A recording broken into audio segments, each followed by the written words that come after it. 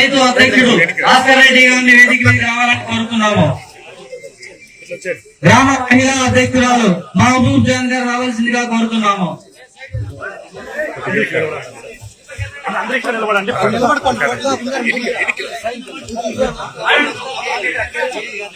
Booth committee అధ్యక్షుడు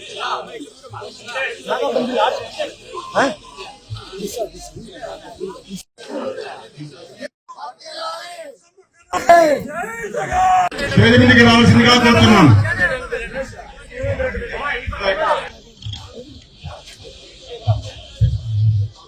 సభకు నమస్కారం. అంటే పాలనని గ్రామ స్థాయికి తెచ్చిన నాయకుడు జగన్మోహన్ రెడ్డి గారు అదే అభివృద్ధి అని చేస్తారు.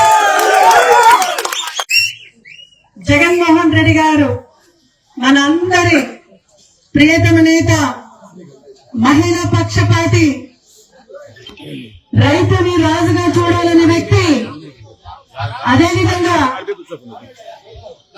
సంక్షేమ సామ్రాట్ జగన్మోహన్ రెడ్డి గారి ఆదేశం మేరకు బూత్ కమిటీని వేయాలని ఆయన సంకల్పం కాబట్టి గ్రామ స్థాయి నుంచి కూడా మనము బూత్ కమిటీని ఏర్పాటు చేస్తూ గ్రామ స్థాయి నుంచి కూడా పార్టీని స్ట్రాంగ్ గా ముందుకు తీసుకుని వెళ్లాలని జగన్మోహన్ రెడ్డి గారి సంకల్పము పూలేరులో ఈ రోజు పూర్తి స్థాయిలో నెరవేరిందని చెప్పడానికి గౌరవిస్తున్నాము. డైలీ పొద్దున కూడా కాఫీ విత్ లీడర్స్ అనే ప్రోగ్రామ్ చేసుకుంటూ వెళ్తున్నాను. అందరితో కలుస్తున్నాం, అందరితో మాట్లాడుతున్నాం. అక్క ఎట్లుందక్క ఈ కూటమి ప్రభుత్వం అని ఎవరన్నా సాధారణ ఒక మహిళను అడిగితే ఆమె చెప్తుంది, మేడం జగన్మోహన్ రెడ్డి గారు ఎలా ఎక్కడున్నారో చల్లగా ఉండాలమ్మా. ఆ రోజున ఏదో ఒక పథకంతో మమ్మల్ని ఆదుకున్నాడు, ఏదో ఒక పథకంతో ఇంట్లో ఒక అన్నగా, ఒక తండ్రిగా, ఒక తమ్ముడిగా మమ్మల్ని కాపాడినాడు.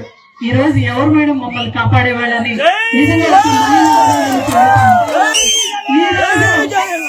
8 నెలలైంది. సూపర్ 6 హామీల గురించి ఎవరైనా ప్రశ్నిస్తే వాళ్ళపైన కేసులు బనాయిస్తున్నారు, కేసులు బనాయించి లోపల పెడుతున్నారు. రొక్కమ్మ నాగిరెడ్డిపల్లిలో ఇలాగే సోషల్ మీడియా కేసు పెట్టి ఆయన 8 కేసు పెట్టి ఈ రోజు కూడా స్టేషన్ మారిస్తే స్టేషన్ జిల్లాలో అక్కడ పోలీస్ స్టేషన్ ఇక్కడ జైల్లో పెట్టుకుంటూనే వస్తున్నాడు. మన కథలో కూడా ఒక చిన్న సంఘటన మీకు ఇది చెప్పాలి, ఎందుకంటే ప్రతి ఒక్కరు నాడిలో జగనన్న ఎలా ఉన్నాడని చెప్తున్నాను. ఒక అమర్నాథ్ రెడ్డి అనే పిల్లోడు ఏదో సోషల్ మీడియాలో పెట్టాడని ఆయన అరెస్ట్ చేశారు. ఆయన అరెస్ట్ చేసుకుని తీసుకుని పోయినారు కదరిలో. మళ్ళా ఒక 10 నిమిషాల్లో సోషల్ మీడియా గ్రూప్ లో ఒక మెసేజ్ వచ్చింది, సరేనప్పా నేను సాకే అమర్నాథ్, నేను ఇప్పుడు అమర్నాథ్ రెడ్డిని అయితే మీరు కేసు పెట్టేసి తీసుకొని పోయినారు లోపల. సరే బాగుంది, అయితే ఈ రోజు నేను సాకే అమర్నాథ్ అడుగుతున్నాను, మళ్ళా సూపర్ 6 హామీ ఎప్పుడు అమలు చేస్తారు చెప్పండి అన్నాడు. ఇది జగన్మోహన్ రెడ్డి గారి సైనికులతో చెప్తున్నాను. ఈ రోజు ఇక్కడ కొద్దిగా నా అన్న తమ్ములందరూ కూడా చెప్తున్నారు, మేము అట్లా ఊరేగింపులు వస్తుంటే టీడీపీ నాయకులందరూ కూడా ఇక్కడ బెదిరించినారంట. ఎవరైనా వైఎస్ఆర్సీపీ కార్యక్రమానికి పోతే ఇంకా సూపర్ 6 హామీలు ఎప్పుడు అమలు చేస్తారో అప్పుడు వీళ్ళకి ఇర్రంట, వీళ్ళు ఇవ్వరంట, కట్ చేసేస్తారంట. వీళ్ళు చేశారంట. అప్ప మీరు ఇచ్చేది ఏడాది మేము చూసినాము, ఇట్లే సుల్లి వల్లి కబర్లు చెప్పుకుంటే ఇంకా 5 ఏళ్లు కథేస్తారు మీరు, మేము జగన్ అన్నది అయితే నిలబడతాం.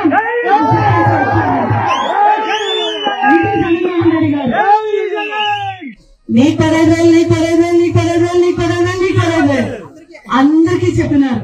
ఎవరికైనా వచ్చిన పరిస్థితి ఉందా? లేదు.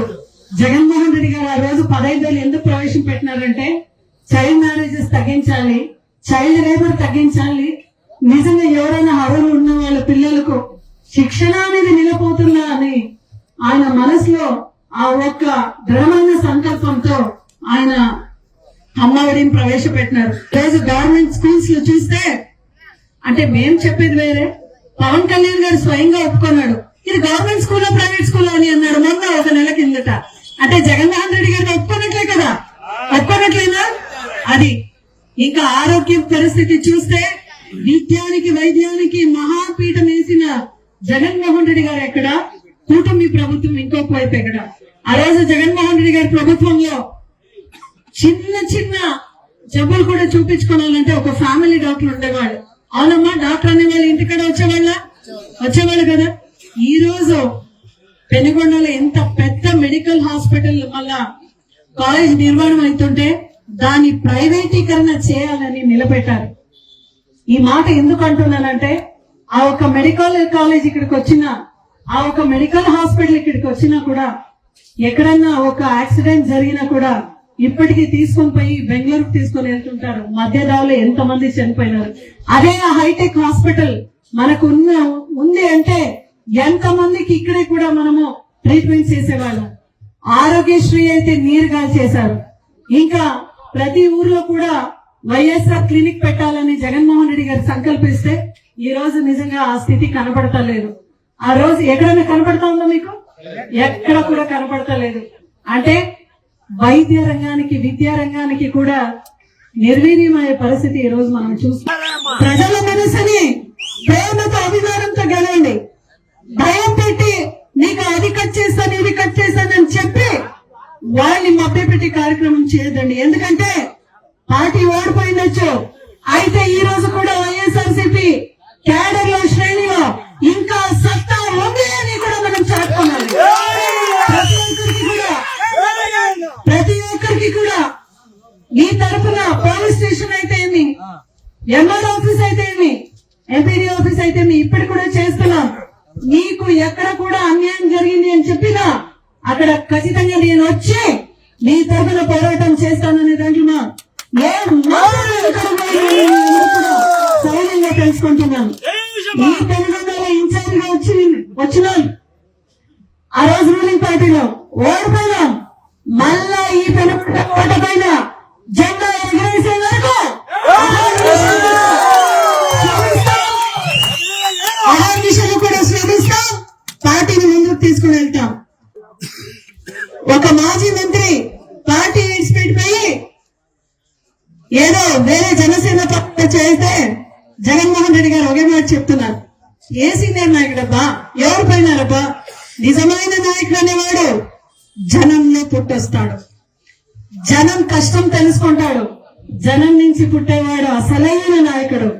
ఈ పార్టీలో జగన్మోహన్ రెడ్డి గారు అగ్రపీఠంలో ఉంటారు. ఆయన ఆశీస్సులు, ఆయన మాటే ఇక్కడ శాసనంగా తీసుకొని మనం ముందుకెళ్లాలని ఒక జిల్లా అధ్యక్షురాలుగా, పెనుగొండ సమన్వయకర్తగా మీ అందరినీ కూడా మనస్పూర్వకంగా కోరుకుంటున్నాను.